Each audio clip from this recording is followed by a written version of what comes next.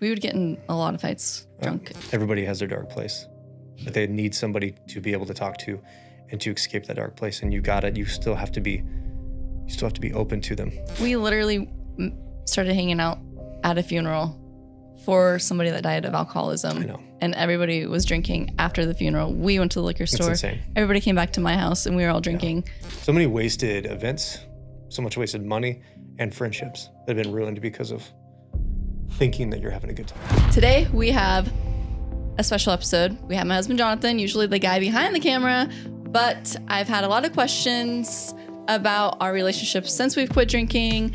And, you guys have asked, what's going on? Now we are going to give you a little glimpse into our life. I feel that if we have this conversation now, we can kind of open up and let people know what's really going on and not be fake. Yeah. And just say it.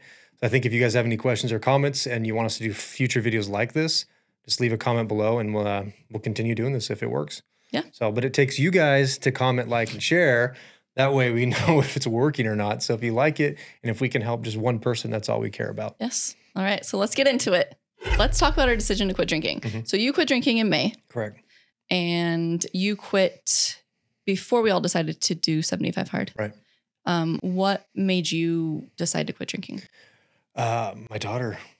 So, I mean, obviously there's a lot of baggage that comes along with always wanting to quit drinking, but I was out mowing the lawn and asked my daughter to go get me a drink out of the fridge. And, that's pretty common practice, I think. Yeah. And I'm out there saying, hey, go get me another drink. Because once they can walk, they can. Yeah, I need another one. So she goes out there and she comes up to me and she goes, Daddy, this stuff is killing you, right? And right there at that moment, I dumped it out and I was done.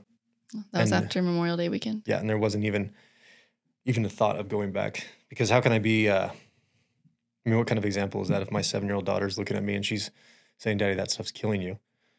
Obviously that's probably from us talking in the past and me, her hearing our conversations about wanting to quit, our background and the way we feel about alcohol. Yeah, and she's also, heard you complain how it hurts your back and stuff because... Yeah, well, I mean, obviously some of my injuries through the military and stuff, I think alcohol makes it worse when I drink. And obviously that's another key point of why I wanted to stop, is because I feel like alcohol was making me hurt constantly. I mean, I'd have a couple of beers or a couple of seltzers. How it was. Feel like I'm 500 pounds, or I feel like I can't even get up in the morning. There's been times where I couldn't even get out of bed because of it. So it's extremely debilitating. But the whole reason, what it really comes down to is an example from my daughter. And thinking back, and I don't want alcohol to be the one contributing factor of why I'm not around for her when she gets married or walks down that aisle. I want to make sure I'm walking her down, not somebody else. Exactly. And she definitely picks up on everything. Yeah, it's not just our daughter, it's our son too. I mean, I have to be an example. He's 5, so I have to be an example for him. And I can't set the society's general pathway of accepting alcohol and drinking and then just that living that lifestyle. I have to be able to want to break the chain. Yeah. And if I'm not, someone else will, or they'll continue the path that most people go down. Like some kids, they learn from, their parents either drinking too much and so they don't drink, or they, learn from their parents and they keep drinking. Right. I mean, in my case, I kept drinking. Mm-hmm. I didn't learn not to drink. Right. Even though several people in my life died. Well, I think it's good in your videos. I mean, you're not condescending towards people and people who do drink. It's just sometimes I feel like they're raised that way, so they think that's normal. Yeah. But I think most people have to look outside the umbrella of what's going on and what you're being fed through society and through marketing and through just the push to keep you. So my thing is, even especially through Andy Frisell, it's, I mean, the version of keeping people drunk, stupid, lazy, and fat. It's because they can't realize what's actually going on in the stimuli, and they can't realize the greatness they can actually achieve if they're not sober. And I know a lot of people will come attack me and be like, well, I can have a couple drinks, I could do this and that, it doesn't matter. Well, you might be able to, but eventually that catches up with you. Mm-hmm. And I don't care if, you're having a couple of drinks a week or, a couple of drinks a month, it's still eventually going to catch up with you. And that one time that one drink leads to 5 drinks, leads to 10 drinks, that just amplifies the effect. Yeah. And I don't want anything to do with it. And people just start depending on it way too much. And kind of going back, I mean, be an example too, my daughter, my son, but especially, you as my wife too, because I know, I'm not going to say we didn't have a problem with it, but I felt like if someone didn't start it and someone didn't stop the path of drinking and someone didn't start the chain of, or breaking the chain of alcohol, that nobody would do it in the family. Right. So, you know, Yeah, I mean, and it's like not a dig to our parents, but they were young parents. And so we were just surrounded by a young crowd growing up our whole entire life. I think that's everybody. Yeah. I mean, it's a very small majority of the people who, you know, I mean, just think about going back, everybody who's like, oh, I don't drink. They're always looked at as like, ooh, you're better than us crowd, or, you know, you're a funny, or what do I mean? Funny duddy. Yeah. I always hear people say, but they're lame, or they're, you know, they can't be fun, which is, We're boring.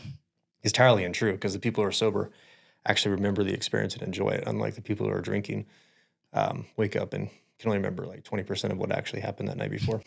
I mean, we've gone to several concerts together, and you hated going to concerts with me because yeah, I would well, drink too much. Well, honestly, yeah. So it's funny. Yeah, it's really unfortunate because we wasted a lot of time. Alcohol ruined almost every experience we had together. And I hate to say that, but it did, because you'd be good for a couple hours, but once that breaking point of too many drinks happened, it's done. I mean, it's extremely annoying. It's taxing on each other, and it ruins the entire event. Night, and then I mean, the we fight. day. I get annoyed. I mean, you get annoyed. I mean, I'm not saying I'm perfect, but most of the time I was carrying you out, or dealing with, you know, you falling asleep. Like it got to the point where I'm just like, I am so over this. It's so stupid. It's dumb. But we've gone to now 2 concerts. Yeah.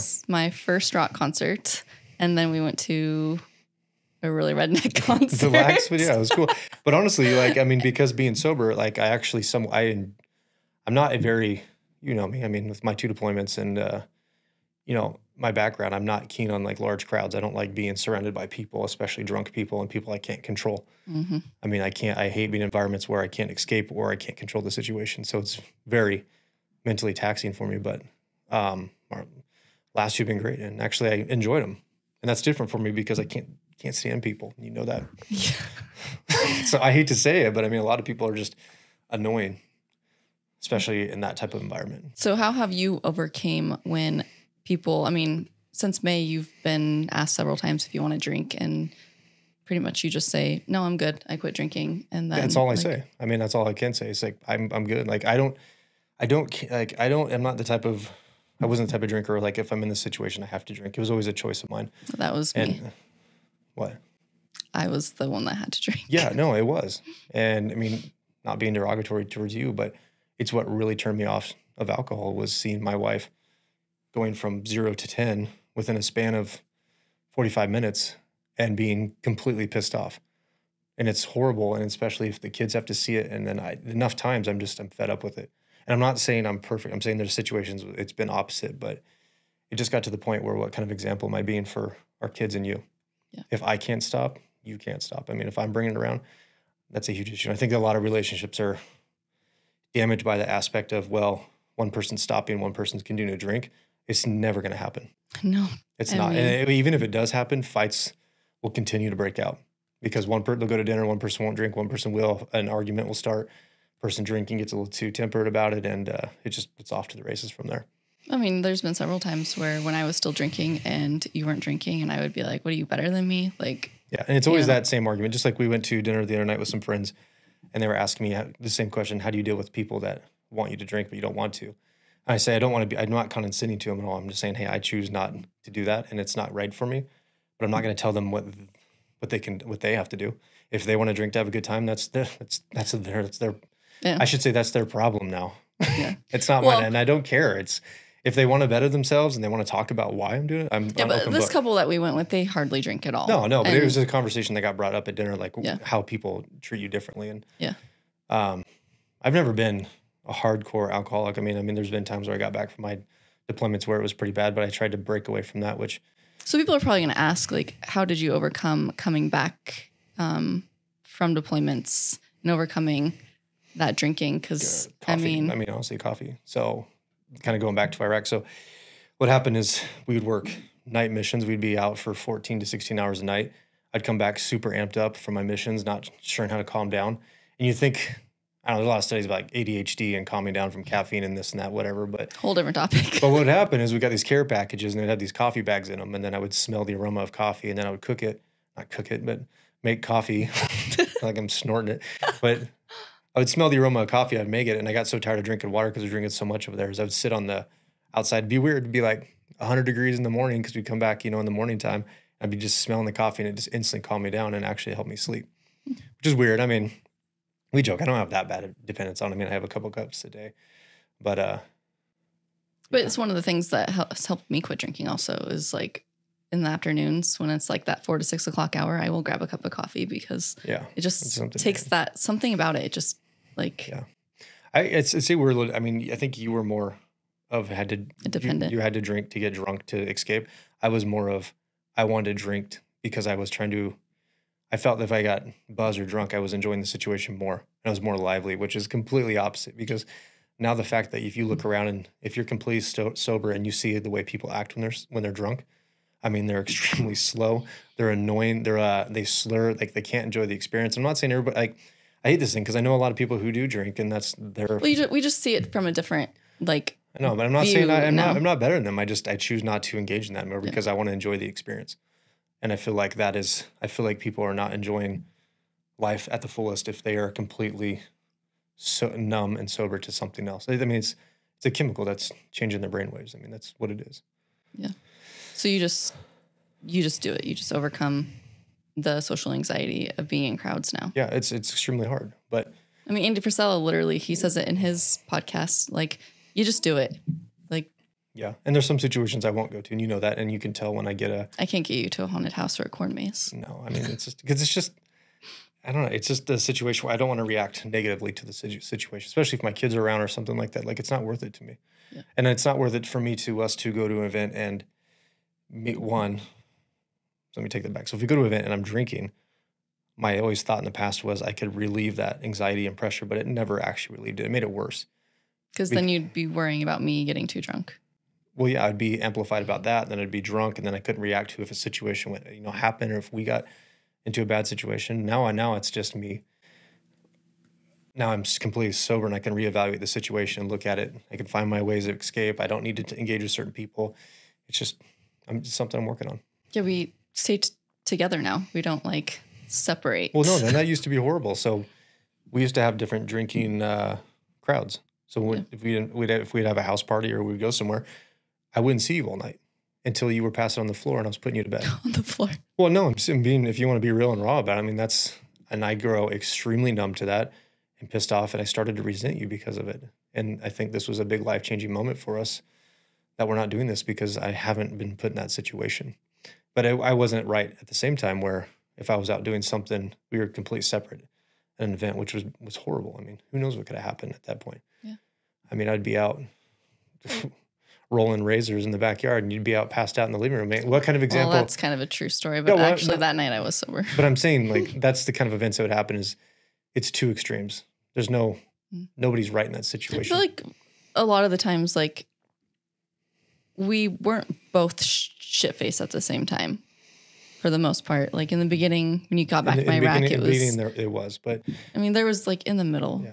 I always tried to maintain, this sounds so stupid, a level of drunkenness where I could react to things, but moderation. It's so stupid. The amount of things you could have got. I mean, you could have got in trouble so quick with the levels of intoxication, which looking back now, it's a waste. Such a waste of time. So many wasted events, so much wasted money and friendships that have been ruined because of thinking that you're having a good time. Oh yes. I mean, we've been together, since 2010? Yeah. And there's been lots of fallouts of relationships in like the big circle of people. Yeah. And most of it is alcohol induced. It's always, 99% of it is.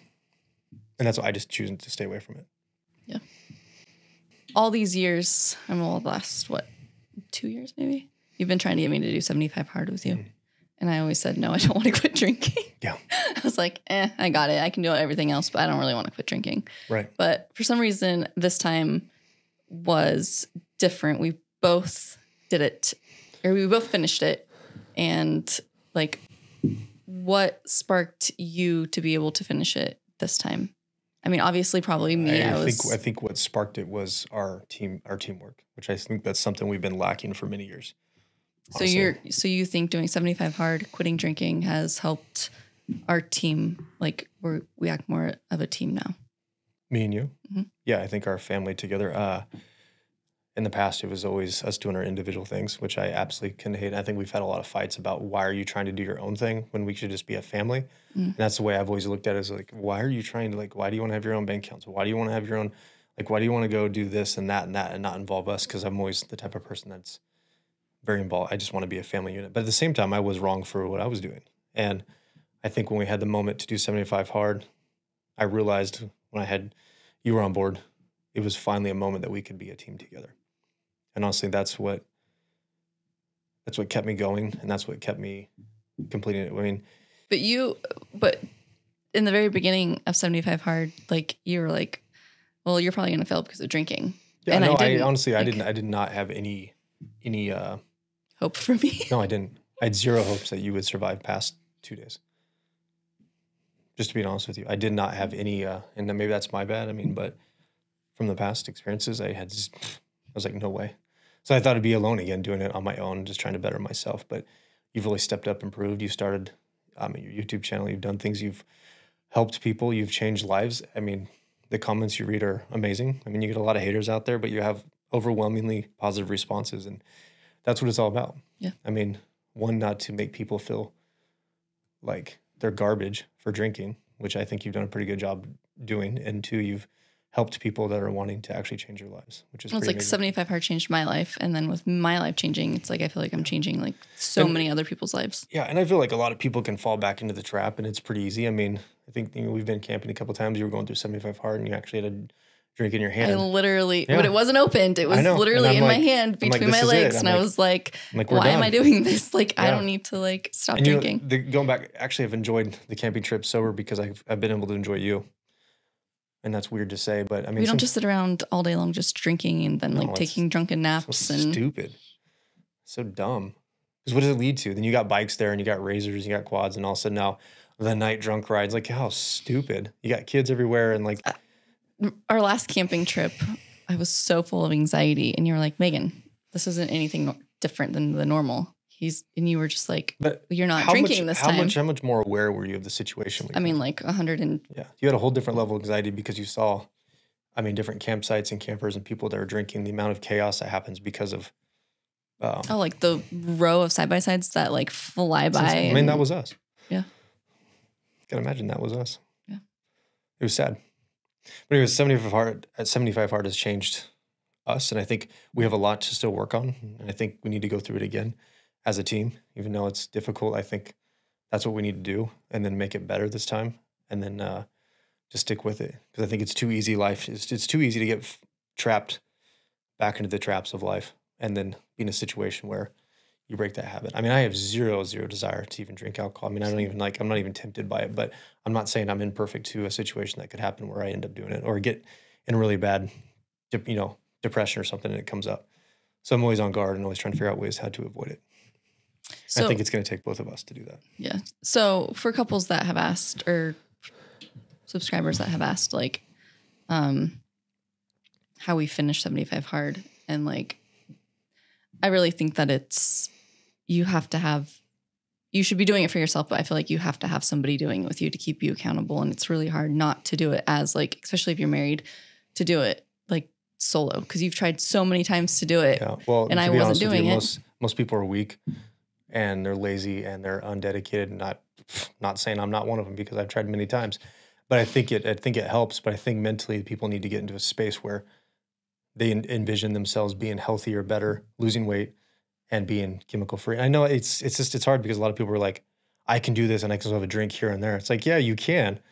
But the point is to stop relying on those. And like a comment the other day is, I can have a drink here and there with dinner or just on the weekends. I'm like, yeah, you can, but it's why? Why do you need to have that? Like, why because some people take it to the next level. Like some of us can't just stop at one drink. Like once that was you. Yeah, that was me. And Yeah. so like, I know personally, like I stay away from the NA drinks, and Yeah. like I choose not to even And take a sip of alcohol because I know. We've talked about that, and you've wanted to try the non-alcoholic beers, and it's like, why? Because you're defeating the purpose. If there's alcohol or not in it, you're still getting that same sensation, the taste, and you develop a habit of having that in your hand, and it leads to a bad thing. Who cares if it's non-alcoholic? It's the if I had fake meth and real meth, I mean, just because I'm taking fake meth, does that not mean someday I'm going to get to the real meth? I mean, it's like, it's just stay away from it. Yeah. Just use positive things. Drink soda water. That's my that's my go-to, and I love it. I don't know why. That's my thing. If I have to have a drink, that's what it is. Instead of packing the fridge full of like White Claws, now it's like full of seltzer water. So stupid and so expensive. See how expensive it is at Costco? It's insane. Yeah. How much money we were spending on that just to have it, just to go. I got to mow on, so I have to drink 16. Did you grab me some White Claws on the way home? 16 seltzers, Kirkland seltzers out there. Like, how stupid. I feel like my kidneys are going to explode the next day. So dumb. Gosh. Yeah. So pretty much 75 Hard, doing it as a whole, we were able to conquer it because both of us were doing it. I think because we were both dedicated. And yeah, we did have other people involved, but I think it came down to one, our kids noticed. So they wanted to be involved. So they wanted to be part of the challenge. So they started wanting to. They called it our diet. They're 5 and 7. So they all of a sudden wanted to eat better. They didn't want to eat candy. They wanted to work out. They wanted to be more disciplined just because of the actions that we show. Yeah. And they watch everything that we do. And we're being stupid, dumb, and drinking. And our kids are worried about us and seeing us and that. Like, it's so sad. And I'm just glad right now we can. They're young enough right now where hopefully they don't remember those events. Yeah, and because Colton has definitely pointed out some things from night before, and I'm like, oh my gosh. I know, and it's not like I'm just picking on alcohol crews. I mean, it's everything.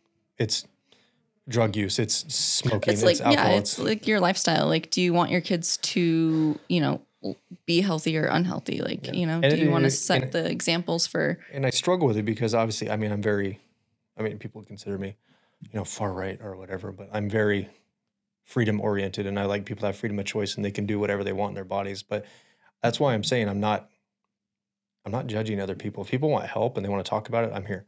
But people have to be willing to want the help. Right. But I'm not going to sit there and, denigrate people or put them down because they're doing that. I'm not going to be like, I'm better than you now because I decided to stop drinking Kirkland seltzers. Like, who cares? I mean, do they honestly really care? Probably not. But if they notice that we're being better and we're striving for personal excellence, just like our kids, people will start asking, hey, how are you doing this? I want to know about it. Like, why did you stop? And that's at the point where I think we talk about it. Yeah. We have that conversation. We have been talking about this a lot, about how breaking the generational habit. Mm-hmm.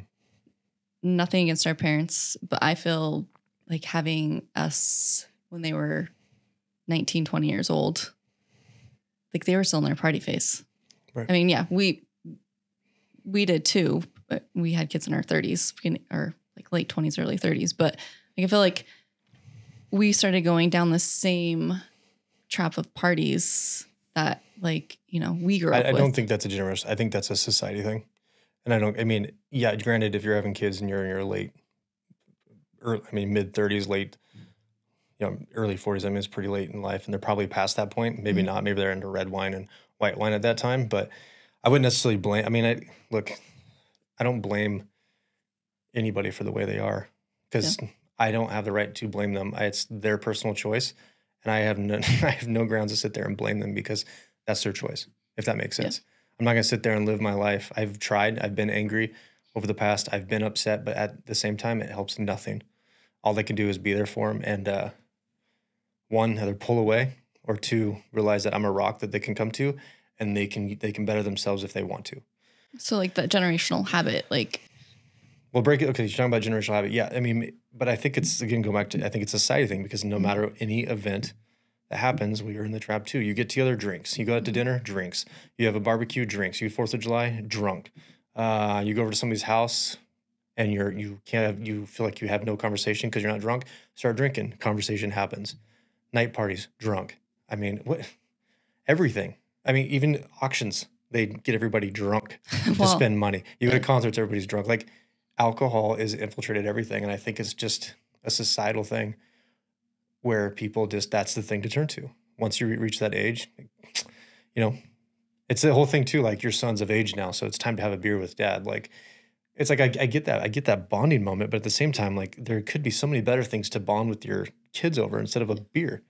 Like, I mean, you can bond over like building cars, or you can bond over going on have an experience instead of buying a beer. Like, your 21st birthday, you can go on a nice vacation. Yeah. I'm not sure if I answered your question on generational curses. I think it's just not curse, but generational habit. Like, I guess I look at it as everybody around us growing up was partying, and that's how, we learned what was normal, society and partying. And I go back to, I think that's everybody, but it's also who you were surrounded by. If we were surrounded by people that were excelling and people that felt that that was not a good thing for them and they were excelling in life, that's a different path. I think it's the path that most people are in, that's just normalized. It's just normal. Yeah. And I can't,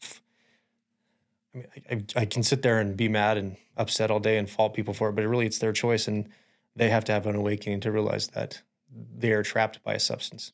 But for us, we want to see we don't want our children to have to No, you're right. And I don't want my kids to growing up thinking that it's okay for mommy and daddy to be completely shit-faced every single weekend or every event. Like, that's what I'm talking about. Like, breaking those habits of I want our kids to look up to us. Yes. What you're saying. Yeah. And I don't want them to get older and realize that we're just the only time that we're outgoing or social is when we're drinking, and that's okay. Because we are outgoing and social, but. Well, because Emma's already brought it up. She's like, when I asked her what she's noticed about us not drinking, she's like, it's quieter. Yeah. Our friends don't come over as much. That's the thing. That's what I'm talking about, generational when you're not habits. When you're not providing alcohol and providing stuff, people don't show up. Yeah. And that's, I think, another huge topic we could talk about. But I mean, I think that's part of the push for people to drink, is to have larger drunker parties to, spend more money on alcohol. Yeah, exactly. And it leads to this chaos. I mean, what good has actually came out of drinking and alcohol in our lives? I can't talk for everybody else, but what good has came out of our life? I mean, we witnessed a lot, I guess. I mean, I met you. I guess that's a good thing that came out of drinking. But how many times? Met me on G Street. Oh, gosh, yeah, she lived on G Street where she was. But I mean, that was a good thing. But also the same thing. How many? Actually, the first time we hung out, we went to the liquor store. Yeah, so sad memory to have. But how many events has alcohol ruined up to this date that we could have? We literally started hanging out at a funeral for somebody that died of alcoholism. I know. And everybody was drinking after the funeral. We went to the liquor store. That's insane. Everybody came back to my house and we were all drinking. Yeah. That's really weird that you bring that up now. I just literally thought about it. Yeah. So a buddy of mine, I went to Iraq with, his dad passed away because of. I grew up with that family. Because of alcohol abuse. And then what do? We have a Busch Light party. Yeah. I mean, that's their thing. But see, that's their thing. And, I don't want to. But I don't want them not to have the celebration that they feel they have that connection. That's their thing. But a lot of people, I think, do that. But looking back, how can people actually mourn and you're remembering somebody that's been killed by alcohol and we're out there drunk? Because that's insane. Just think about the whole situation. Yeah. And that's all I'll talk about on that, because that's a buddy of mine. But I'm not downplaying their somebody mentioned at that funeral, and I still remember it to this day, that they've prayed for him to quit drinking, and now he's finally quit drinking. Well, my buddy, he quit drinking because of his dad, I'm pretty sure. I mean, he stopped drinking years ago, but his dad was pretty bad. Yeah. Obviously, he killed him. Yeah. But yeah. Anyways, wrap that up is I'm just hoping my kids can have a better focus and realize that doesn't need to consume their life. Just same thing like cell phone addiction. Oh my gosh. I mean, screen addiction, screen time. I mean, different things. Their eyes and ears absorb everything. And if we allow them to see that type of stuff, they'll think that's normal. Yeah. It's not. I mean, our parents didn't have cell phones. Thank God. They had to be involved with us. They couldn't escape. If I could go back to not having the internet, I probably would and raise my kids at that time. The internet's horrible. Yeah. I mean, all those times were like, Emma, you have no idea. Yeah. I mean, someday they might be watching this too and just realize that we tried. Yeah. We're trying something different. Yeah. I mean, And you should be proud of that. You should be proud of yourself for realizing there was an issue and being a better example for your daughter, because she needs that. Yeah. I think one day I just looked at her and I got so sad. It's I don't have a best friend. And I was, that's a whole different topic, but I was I want her to be my best friend. I want to her to always look up to me, not be pissed off at me. Yes, I'm going to make mistakes. She's going to make mistakes, but why can't she eventually be they say, moms have daughters, to have that bond. And I guess I really just yearn for that bond with my daughter because, it just was different. Yeah. And so, Well, the good thing is you're making it different, and you should be extremely proud of that. And every time that you get close to wanting to go back to that, realize every time you have a drink, it's pulling you farther away from your daughter. yeah. And so I guess the biggest eye opener was realizing that alcohol was taking away from my kids. And like, I do not need them looking up to a drunk mom or, you know, like I never was into any other drugs, but like, you know, alcohol's like freeing. You can just like grab it and they can see it. And of course we don't want to hide it from them. Like, you know. Well, that's what I'm talking about. That's the whole thing about breaking and cursing and having my daughter go get it out of the fridge for me. I mean, that's just it was becoming normalized. Oh, dad needs this. Dad needs that. Dad's watching YouTube. He needs a beer or a coffee. Like, well, and then Colton's so he definitely like Emma doesn't necessarily like, I guess it's the word imprint as much. I don't know. Yeah. But Colton, however, he's like, I want to drink. I want to drink. It's like, oh my gosh. Like in the beginning, we thought it was funny. And we're like, oh, he's, you know, we thought it would be cool for him to like have drinks and stuff when he gets older. And like now I'm like, oh my gosh, like, no, I need to like make sure he doesn't think that it's the cool thing to do. Yeah. When he becomes a man, we're going to go do man things. That doesn't require drinking. It doesn't require getting drunk on a mountain somewhere. It's more of scaling a mountain or flying an airplane or going on an awesome adventure that he can remember and be sober and be like, that was amazing. Hey, go skydiving. Yeah, there's something. Instead of off of slides, now he can actually. Well, I'm just saying, like when you get to that point, like he will remember that for the rest of his life, and he won't be like, man, I only remember like 40% of that because me and Dad were just blitzed the entire time. Like, no thanks, I'm good. Yeah, no. Maybe I mean, yeah. So I want to bring up this comment that somebody wrote today. Right, so I want to bring up this comment. I asked people to ask me questions. So from watching most of your videos, it sounds like you relied on alcohol for a long time. Did you ever feel that it may affect your marriage during the time you were drinking, or did you feel that it was normal carrying on the way you did? No judgment here, by the way. I love your channel. You clearly have a very loyal husband, which is great. Cool. I got brownie points. So. I think since we've met each other, it was just revolved around drinking. Like I literally remember coming back, I want to say it was from the lake over summertime, our first lake experience sober. And I was like, I don't like you anymore because like, I don't know how to like you, like without drinking. Does that make sense? Like all we knew was each other drunk and drinking. We didn't really like go and do things together sober. Like nothing that we did was sober.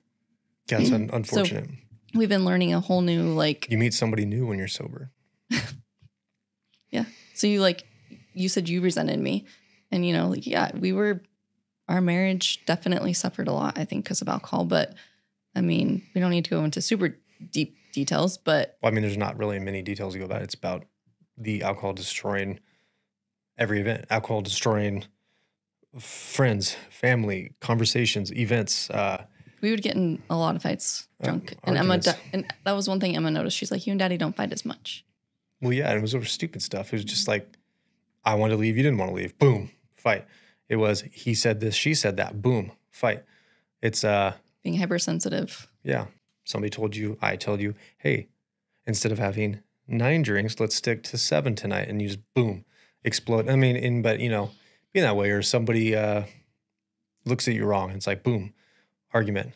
But I mean, going back to our relationship, I think we kind of covered that a little bit. Is just, yeah, alcohol was extremely debilitating to our relationship, and I'm glad we're able to take this time to recover from it. But I think there's been a lot of damage that's done, and a lot of things that I think a lot of people struggle with. Us too, is living in the past. Mm-hmm. Like if you can't get over the things that happened in the past, you can't move forward. You're chained down to just right now. There's nothing we can change. So one, we can be better, and we can make new memories and forget about all the shitty memories that have happened. And it's like, you used to that phrase when you're drinking. It's like, why can't you just remember the good stuff about me? It's because the negative overwhelmed the good stuff at that point. And it was like, I don't want to remember the good stuff because I'm so pissed about the negative stuff. And thankfully we're strong enough people, and, you know, we're strong enough mentally where we can just realize how stupid most of that was. But it makes me really sad about how many things that we've So missed. Answering the question, it did affect our marriage, but we just carried on. Like it was just not like, it was normal for us. It was normal. The fighting The fighting Yeah. was normal. Like the arguing, like everything literally was normal. Well, I think I've always been committed to, and you've been the same way. And it's just like, I think we go through our ups and downs of being really happy, really sad, kind of figuring out who we are. But I think we're to the point now we understand our values. Yeah. And then we understand that we're here for each other and we're here for our kids. And that's what's most important. We actually have to learn to be friends now because like you were never my drinking buddy. Like, I mean, sometimes, but like, and that's sad. It's sad. Now it's like we're, who is what? Remember the events you got? Everybody's always separated. Yeah. Remember you go, it's always the guys in the garage or the girls in the house, and the girls in the kitchen, the guys on the patio. Like that's just what happens. It's very rare. But I would never, I mean, I'm not saying never, but like being included in events, it was usually just the girls because usually it was just the girls drinking. And, now it's like me and you are going to a concert. Yeah. And then, or we just choose to go with one other couple. Like, they're not big, ginormous, elaborate, like get-togethers anymore. I get to focus on you now.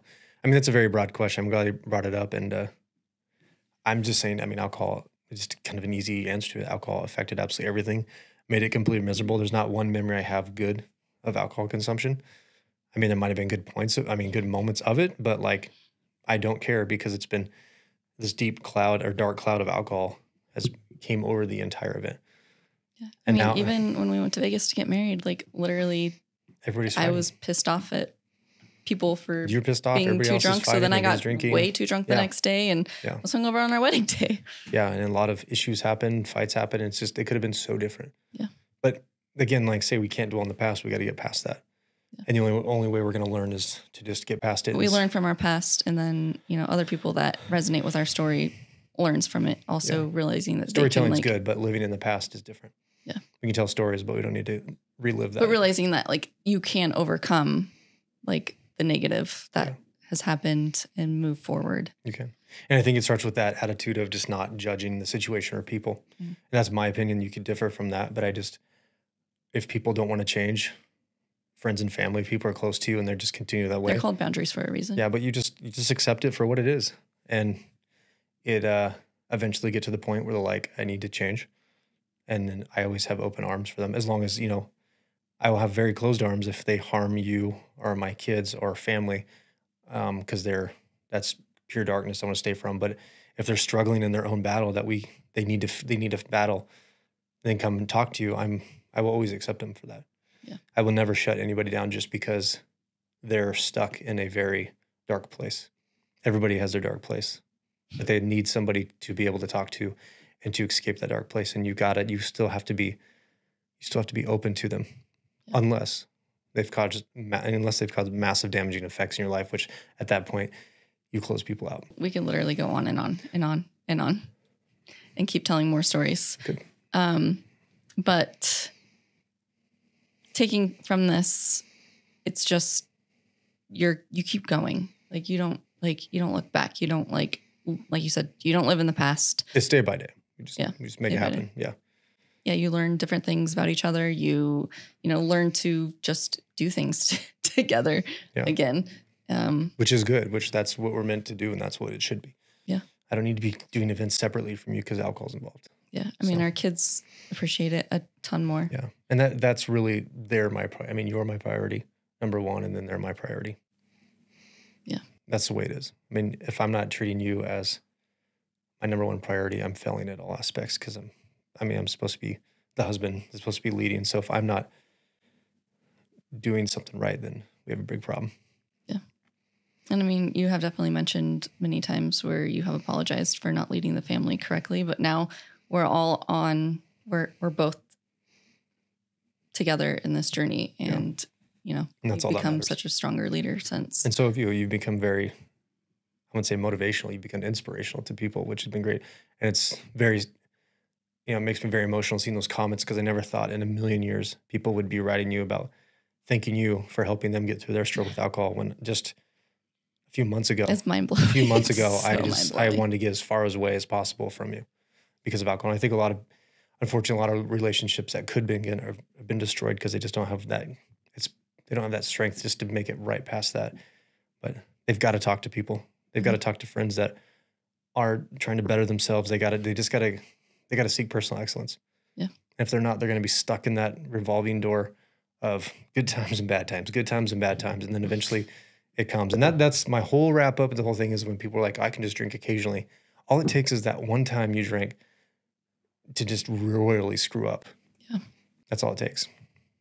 Yeah. I mean, too many times we've known people to quit drinking and then it's just like, and I'm sure people deal with the same thing of the cycle of quit drinking. Look at me, 2 weeks in, and then the next day they're like, "Well, I failed. Had a rough day. Had to have one just on the weekends now." And I'm like, but it's like I'm happy for them at first. I'm like, "That's great. Let's try it again." But then it's like 6, 7, 8, 9 times 10. It's like, you know what? This is your choice, and eventually it's extremely sad. You can't see the detrimental consequences of drinking alcohol, what it's doing to you, your mind, your body, your relationship, your family. Yeah. Like one day you'll sit back and you'll be like, well, there's a lot of comments on here that's like, and they're older people and they said that they've lost their families because of alcohol. They've lost their jobs. They lost their careers. They, so many things. And it's like, we just view things differently now because we were those people. I mean, like you said, we don't judge anybody. It's just like, it's our way of life now. We want to better ourselves. I don't want to get I hate even using that word judge. It's not even, it's their choice. Yeah. And unless people have to want help.